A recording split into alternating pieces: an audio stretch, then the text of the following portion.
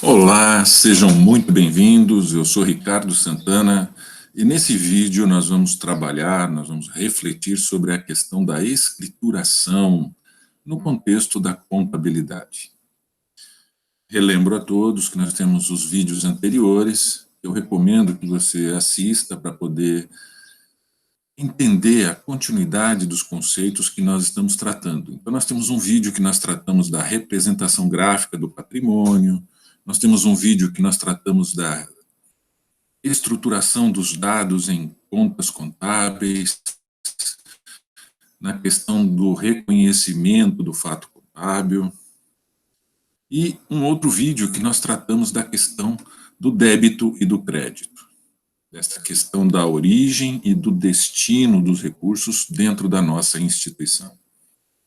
Então, agora nós vamos começar a entrar um pouco mais nessa questão mais técnica, envolvida na elaboração dos registros contábeis.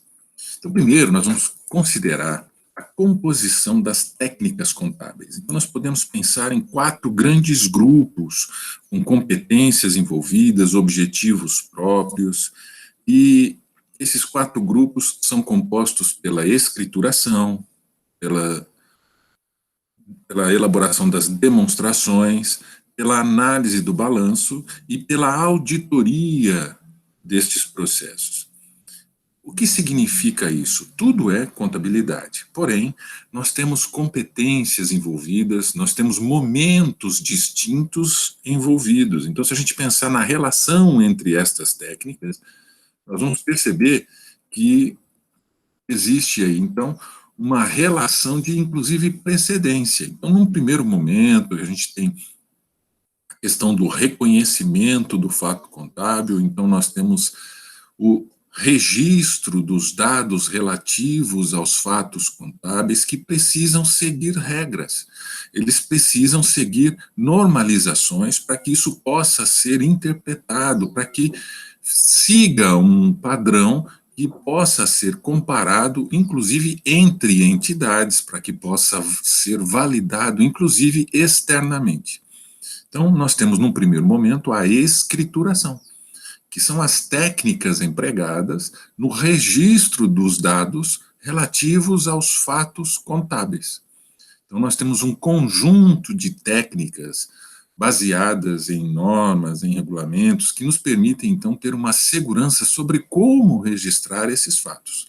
É a escrituração. Esses fatos registrados não seriam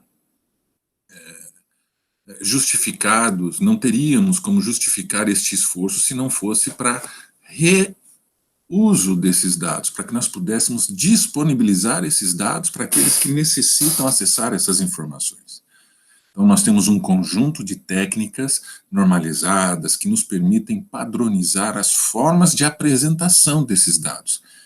É o conjunto de técnicas denominadas demonstrações. Então, nós temos técnicas para elaborar as demonstrações. Então, se a gente for pensar no ciclo de vida dos dados aqui, a escrituração corresponde à coleta e armazenamento.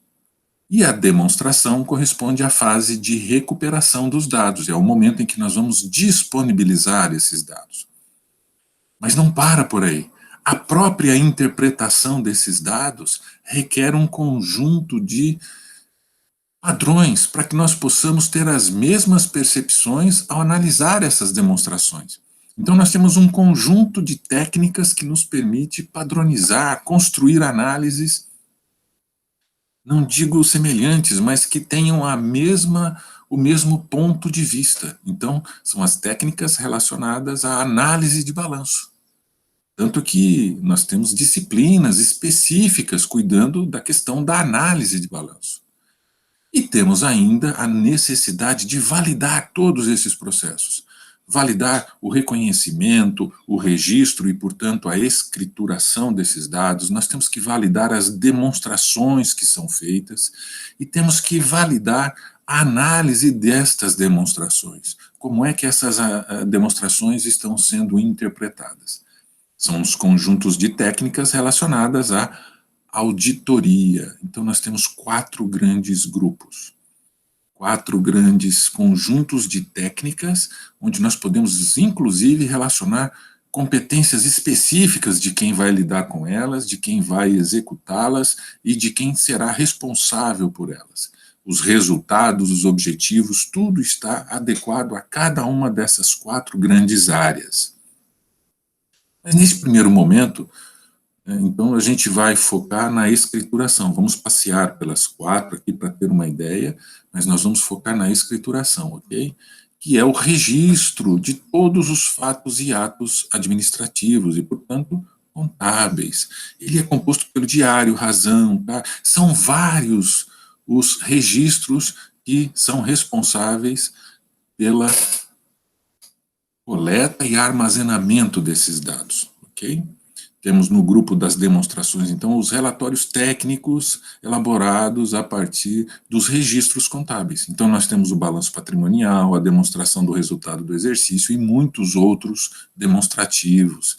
Eles são elaborados segundo o modelo baseado no custo histórico recuperável e no conceito da manutenção do capital financeiro nominal. Ou seja, existe um conjunto de regras que nos permite, então, construir esses demonstrativos com uma segurança de que estamos fazendo da mesma forma que as outras entidades o fazem, ok?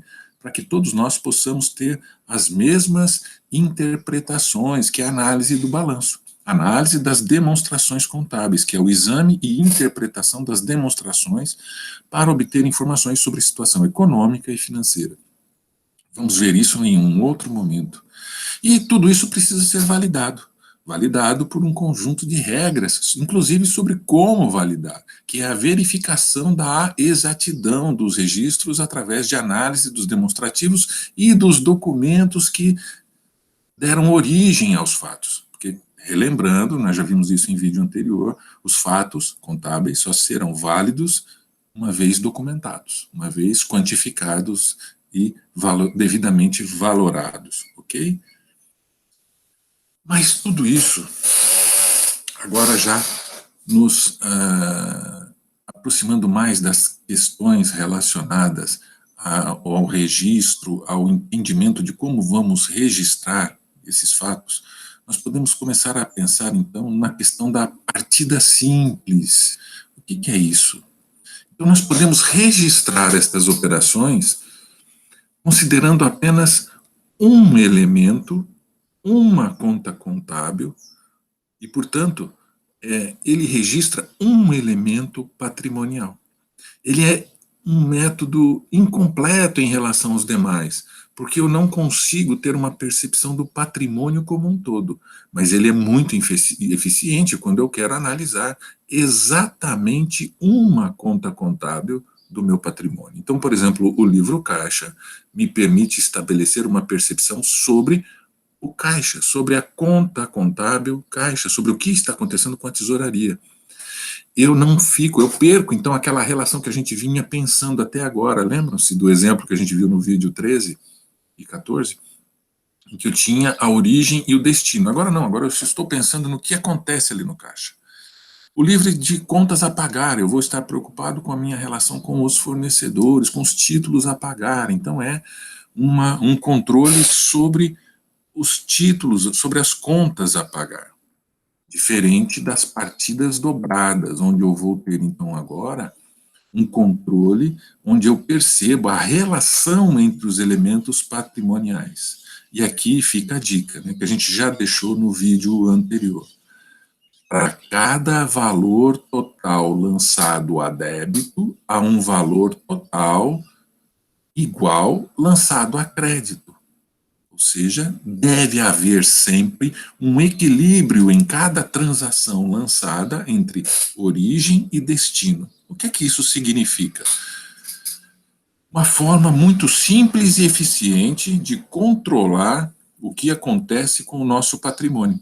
Tudo que está destinado no meu patrimônio, que está ali disponível no ativo para ser utilizado ou para que eu possa gerar lucro futuro, ou seja, parte do meu ativo, não pode prescindir, ele não pode deixar de ter o registro da sua origem. Eu não tenho nada à minha disposição que não tenha tido uma origem identificada e devidamente registrada.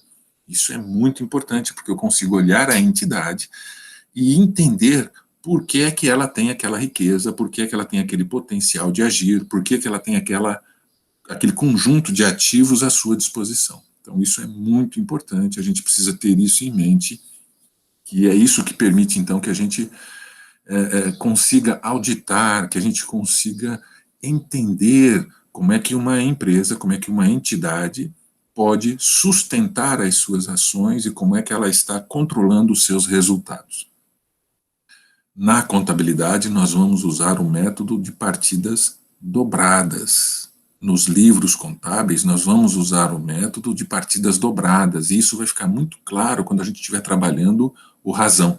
Então, aguardem o vídeo de Razão, sobre o livro Razão, que a gente vai tornar isso mais explícito, isso vai ficar, então, mais palpável. A gente ainda pode fazer aqui um complemento, né, sobre estes livros que são gerados, agora já voltando à questão dos demonstrativos. Então, a gente tem, em relação à utilidade, nós temos os livros que são os principais. Eles são utilizados para o registro de todos os eventos do dia a dia. É o diário, o Razão, principais, que são os principais, né? E nós temos os auxiliares, são aqueles que nos ajudam em eventos específicos. Então, nós temos o livro caixa, conta corrente, registro de duplicatas, livros fiscais que podem ser a base, inclusive, para a escrituração do diário e do Razão, certo? Então, nós temos os livros principais e os auxiliares. Nós temos também com relação à natureza. Nós temos os cronológicos, aqueles que são construídos com base na ordem cronológica em que os fatos acontecem. Obviamente, todos os livros tratados e usados pela contabilidade são cronológicos, e alguns são sistemáticos, destinados ao registro de eventos da mesma natureza, então eles não são excludentes. Eu tenho alguns dos cronológicos considerados como sistemáticos. Temos também em relação à finalidade. Então, nós temos aqueles que são obrigatórios, que são exigidos por lei. E temos aqueles gerados, mesmo sem a exigência legal, também conhecidos como auxiliares, mas que podem ser muito importantes para o uso gerencial. Então, o que a gente sempre recomenda? Que a gente consiga ter à mão todos os livros possíveis para que a gente possa ter pelo menos o uso gerencial desses livros, e vamos falar mais sobre isso mais à frente, ok? Então, se a gente fizer uma síntese aí, com um quadro, né, dos principais livros onde a gente vai fazer a escrituração dos dados, a gente vai ter lá o diário como sendo um principal, cronológico e obrigatório. O Razão, ele é um dos principais, cronológico e sistemático, e obrigatório. Por que sistemático? Porque ele cuida. Cada página do Razão, cada área do Razão cuida de uma conta contábil específica, mas dentro daquela conta ele organiza os dados de forma cronológica, como todos os demais. E aí nós temos o livro caixa, o conta corrente, e assim por diante. A ideia aqui é só perceber os livros que são utilizados na escrituração dos nossos registros. Ok? Esses livros serão a base para que nós possamos, então, como eu disse agora há pouco, elaborar mais à frente as demonstrações. De novo, eu tenho os livros para registro, para escrituração. Os livros têm como objetivo o registro dos fatos. E é lendo esses livros, é a partir da leitura, da captura desses dados registrados nesses livros que nós vamos elaborar as demonstrações. Por isso que eu falei que eles são a base da demonstração. Mas eles são o fundamento, eles são o resultado da escrituração. É aqui que, no ciclo de vida dos dados, a gente se completa a fase de coleta e a fase de armazenamento. Ok? E nós paramos por aqui, e o próximo passo é tratar sobre um desses livros, o diário. Ok? Muito obrigado pela atenção, e nos vemos no próximo vídeo. Até lá.